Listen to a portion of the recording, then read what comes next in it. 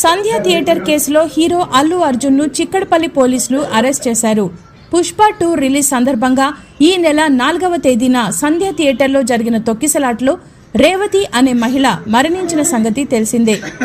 ఈ ఘటనపై అల్లు అర్జున్ పై కేసు నమోదైంది. శుక్రవారం పోలీసులు బన్నీని అరెస్ట్ చేశారు. అయితే ఇది అరెస్ట్ కాదని కేవలం విచారణకు మాత్రమే అల్లు అర్జున్ ను పోలీసులు తీసుకెళ్లారని ఆయన పిఆర్ టీం వివరణ ఇచ్చింది. అసలేం జరిగిందంటే అల్లు అర్జున్ నటించిన పుష్ప 2 సినిమా డిసెంబర్ 5న గ్రాండ్ గా థియేటర్లలోకి వచ్చిన విషయం తెలిసిందే.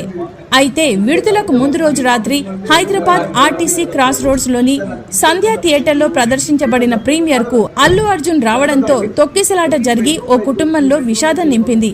పుష్ప 2 సినిమాను చూసేందుకు వచ్చిన రేవతి అనే మహిళ ప్రాణాలు కోల్పోయింది. ఆమె కుమారుడి పరిస్థితి కూడా విషమంగా ఉన్నట్లు తెలుస్తోంది. ఈ ఘటనపై చిక్కడపల్లి పోలీస్ స్టేషన్లో అల్లు అర్జున్